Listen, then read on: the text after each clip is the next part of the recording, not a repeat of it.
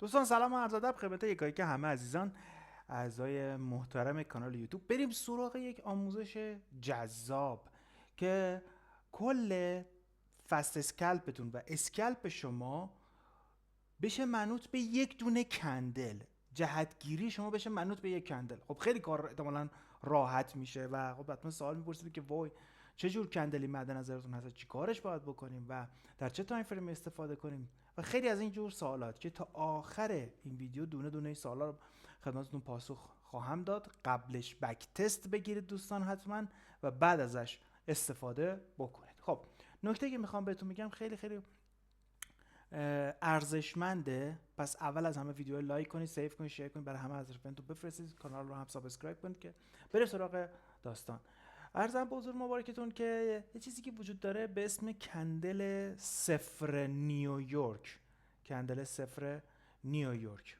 خب کندل صفر نیویورک و در اصطلاح اگر بخوایم برش گردونیم به تایم فریم خودمون، خب که کندل صفر نیویورک یعنی توی زمان ساعت تریدینگ ویوتون بیایم بذارینش روی -4 UTC که میشه نیویورک تایم و تهران تایمش که میشه مثبت 3:30. من برش میگردونم ساعت مثبت 3:30 میشه ساعت 7:30 صبح که 7:30 صبح به وقت ما یه جایی صفر نیویورک شروع میشه.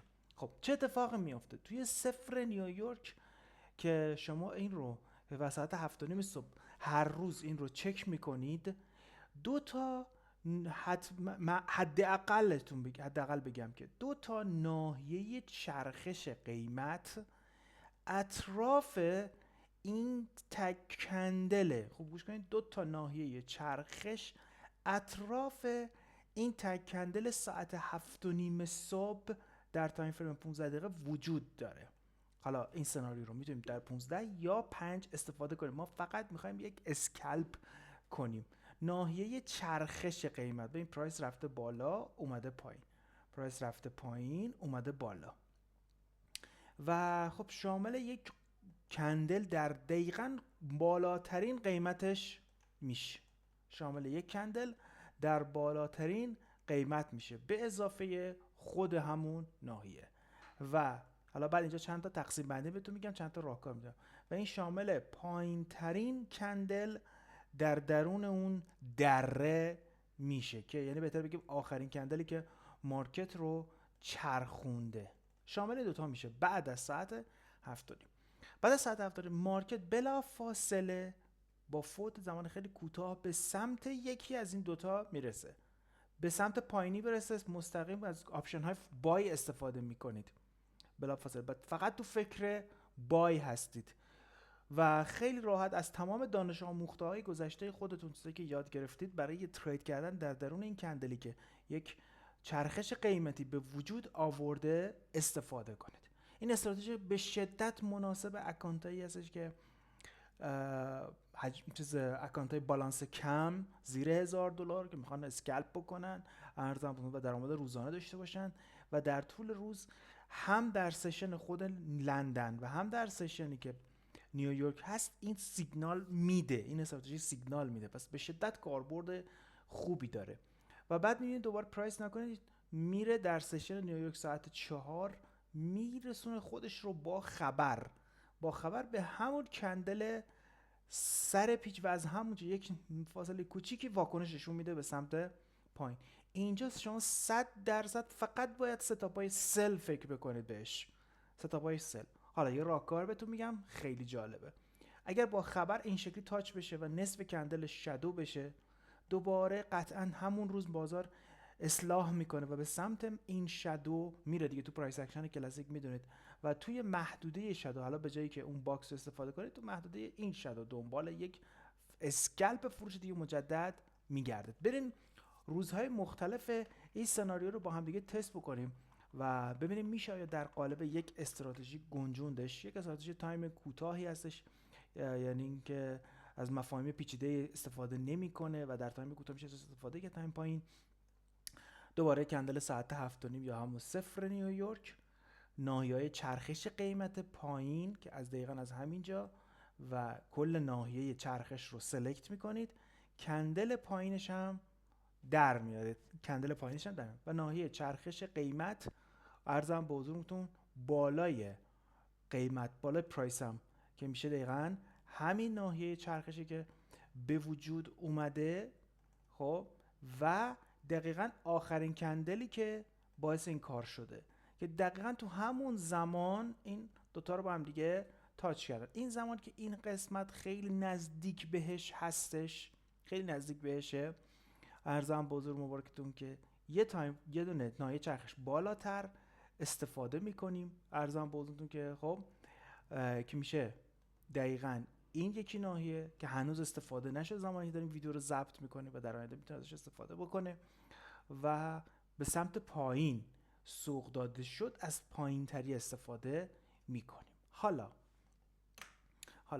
توی بذار یه فلش کوچیک اینجا، من یه پرانتز کوچیک باز بکنم. یه پرانتز کوچیک، این پرانتز کوچیک چی میگه؟ میگه که از ناحیه‌های عرضه و تقاضای حد فاصل این دوتا سقف هم میتونید استفاده کنید، ولی بهتره از ناحیه عرضه و تقاضای لبه این دوتا قیمت هم استفاده بکنید. ناحیه عرضه و تقاضا که ارزم به حضور مبارکتون خیلی چیز ساده شه، میخوام بگم کلاسیک، ما یک دونه سقف رزिस्टنسی کلاسیک هم از میانگین قیمت ها اینجا داریم که اینجا میتونه یکی از، یعنی به صورت پلکانی هم میتونه اینجا ورود کنید. یه آپشن با اینجا داشته باشید و یه آپشن هم تو دل خود ناحیه از اون کندل پایین استفاده بکنید. بریم تو روزهای قبل بررسی بکنیم. ارزم بازم مبارکتون که تستشو بگیریم. کندل ساعت 7:30 بلافاصله ناحیه سویچ قیمتی پایینش اتفاق افتاده و ناحیه سویچ قیمتی دقیقاً اون بالا. از اونجایی که کندل ها آرام میشن دیگه، نمیتونن اون پرتاب قیمت داشته باشن و بی پرایس میچرخه، میشه ناحیه سویچ قیمتی و قله و دره ما. تو تکنیکال کلاسیک و پرایس اکشن کلاسیک این قضیه خیلی قشنگ مشهوده دیگه، میتونید ازش استفاده بکنید. و بلافاصله ارزم به حضور مبارکتون که اگه دقت بکنید قبل از این ناحیه چرخش ما یک سقف تکنیکال کلاسیک توری داریم. قشنگ ببینید بازار رفته بالا، چند بار به یک سقف برخورد کرده، اومده پایین، رفته بالا.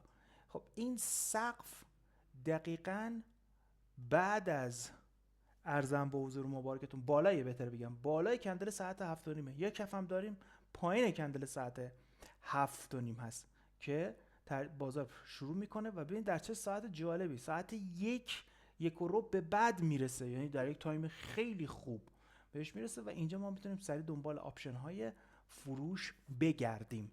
حالا جلوتر بهتون میگم چه روش‌هایی برای فروش تو این قسمت‌ها استفاده کنیم. پایینی هم هستش که حالا پایینی رو فردا روز ساعت 9:30 تستش میکنه. فردا روز پایینش همونجا ساعت 9:30 تست میکنه و یک جامپ خیلی قشنگی رو مارکت میزنه. یک روز اضافه هم میتونیم از این ناحیه چرخش ما استفاده کنیم که تو جلوتر در موردش صحبت کردیم. یه بک تست دیگه بگیریم، گزینه‌های جالبی میشه که ببینیم در طول یک هفته یا یک ماه بالاخره چند بار از این سناریو ما میتونیم استفاده کنیم. حالا یه مقداری پیدا کردن های و لوی این کندل 15 دقیقه‌ای 7:30 شاید برای بعضی دوستان خود سخت باشه. خب توی گوشی ما این ابزارش رو نداریم، ولی توی ارزم بازونتون که تریدینگ ویو سریع این ابزارش هست که میتونید تریدینگ ویو رو گوشیتون باز کنید، اون ابزار رو داشته باشین که نخواین خودتون دستی پیداش کنید. کندل ساعت 7:30 چطور پیدا بکنید؟ بلافاصله میایم بالا، میبینید که ارزم بزرگ یک ناحیه چرخش قیمت پرایس دقیقاً اومده تو دره برگشت کرده به سمت بالا. یک سطح پرایس اکشن کلاسیکی سقف مارکت میکس شده با دوتاش و دره رو هم داریم. دو تا آپشن بای توی کف داریم ما. خب ببینیم که اولی رو کجا تاچ کرده، ساعت 9:45 و دومین رو استاپ کرده. از استاپش هم میتونستیم استفاده بکنیم. استاپ کرده ولی کلوز داخل افتاده، یعنی همچنان ناحیه پابرجاست. خب که از کلوز توی محدوده کلوزش هم میشه ورود گرفت، کلوزش رو بر اساس پرایس اکشن کلاسیک بود. پس همچنان این سناریو داره واکنششون میده. بالاش ناحیه چرخش قیمت به شدت خوب و قوی رو نداشتیم و بعد از اون داره اتفاق میفته، بعد از اون داره اتفاق میفته. این 4 تا کندلی که شما این نزدیک خود کندل ساعت 7 میبینید رو باید چشم پوشی بکنیم، نباید اینقدر از نظر زمانی نزدیک به خود کندل ساعت 7 باش. خب دوباره عرضم به حضور مبارکتون که کندل بذارید حالا من اندیکاتور رو بیارم اینجا. یه اندیکاتور داریم عرضم به حضورتون که به اسم اندیکاتور اینیشیال بالانس. خب که حالا کاربرد خود اندیکاتور چیز دیگه ای هستش، ما با دستکاری که میتونیم روی اینها انجام بدیم این رو به دست بیاریم ازش استفاده بکنیم، چون خودش هم زمانش بر اساس UTC هستش. من 0 رو تنظیم میکنم به اضافه 15 که بتونیم فاصله 15 دقیقه اون کندل رو در بیاریم. ببینید اینجاست که دیگه دقیقاً های و لوی خود اون کندل 15 مین رو به ما نشون میده. حالا میخوایم یه خورده ویژوال تر باشه، دید بصری بهتری داشته باشه. Only display the current رو هم عرضم به حضور مبارکتون که تیکشون رو برمیداریم، بالایی رو هم برمیداریم. Only display the current IB level.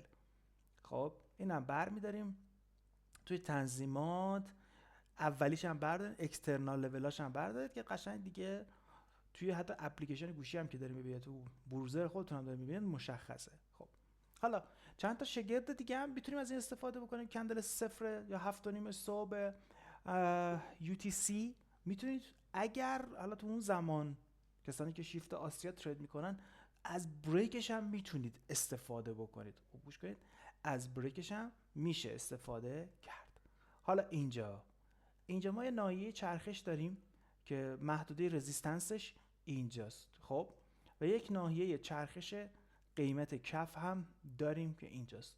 خب این جزء اون آیتمایی است که مارکت فیلد میشه، به هیچ کدوم از این دوستانا واکنششون نمیده. بریم روز قبلترش بررسی کنیم، چون این استراتژی هم بالاخره عین تمام استراتژی ها فیل شدن رو داره، اصلا شکی توش نیست. خب اینجاست دوباره ارزامزون ناحیه چرخش قیمت قوی کف رو داریم، در همون روز اتفاق افتاده. در سقف چی داریم؟ در سقف ناحیه مقاومتی رو داریم، پرایس ریجکت شده به سمت پایین، و حالا کندل قله رو داریم. خب اینجا هم باز مارکت به شدت خوب واکنششون میده. تو روزهایی که بازار رنج هست میتونید از ریتست به خود قیمت کندل 0 بازار هم استفاده بکنید. روز قبلترش چی؟ روز قبلترش بازار بلافاصله سقف قیمتی رو چیکار میکنه؟ میشکنه و پرایس حرکت میکنه. اینم 2 تا فیل. اون بالا دیدی چقدر پرایس عالی عمل کرد، ولی من اینجا در مورد فیل هاش هم میخوام صحبت کنم براتون، هیچ مسئله ای نیست. خب پرایس باز میشه میاد پایین، ناحیه چرخش قیمت ببینید عالی عمل میکنه، وین میشه، سود بسیار خوب، پرایس میره بالا، خودش تبدیل میشه، نگاه کنید خودش هم تبدیل شده به یک ناحیه چرخشی و باز به اون هم خوب عمل میکنه. برخورد اول 11.5، برخورد دوم ارزم 15:30. پس یک استراتژی هستش که با وین ریت میتونم بگم راحت بالای 50%، ریسک به ریوارد فوق العاده خوب. و حالا میخوایم در مورد نحوه ورود بهش صحبت کنیم، چجوری تریدشون رو بگیریم. این هم خیلی آیتم مهمیه، خیلی مهمه. ببینید اینجا که داره سلکتش کردیم، ریتست هاش هم میشه استفاده کرد اگر به ما سیگنال بده. حالا بریم سراغ اون استراتژی. وقتی که شما ارزم به حضور مبارکتون که کندل ساعت 7:30 رو دارید، سقف و کفش هم به دست آوردید، جایی که سقف و کف خیلی خوبی داره. اینجا تو تایم فریم 1 دقیقه برید و 5 دقیقه، 1 دقیقه تا 3 دقیقه بهتره بگم، 1 دقیقه تا 3 دقیقه تمام سیگنال های پرایس اکشن پین بار رو به سمت پایین ارزم به حضور مبارکتون که یک گپ آپ کنه، بعد نتونه بره به سمت پایین، رنج بشه، کف و سقف رنج 1 دقیقه رو در بیارید، پرایس رو به سمت پایین که اومد پایین ترید کنید. من هم دارم کلاسیکا رو میگم، اینا جز اصلا سبک ما نیست، اینا رو داریم به صورت هدیه تقدیم حضورتون میکنیم. با یه تغییر قیمت سریع پرایس میره، سریع ریجکت میشه به سمت پایین، برمیگرده دوباره به همون ناحیه‌ای که سریع ریجکت شده، اینجا وارد فروش میشید و سل میکنه. این هم یه مدل دیگه سیگنال گیریش هست. یه تغییر قیمت تو تایم فریم 1 دقیقه بازار هی کف و سقف بالاتر بزنه، بعد یهو تو تایم فریم 1 دقیقه یه تغییر قیمت بده، دوباره به همون محدوده برگرده بریزه. این هم میتونه یه سیگنال ورود باشه و حالا همه مدل های سیگنال های دیگه‌ای که خودتون بلد هستید.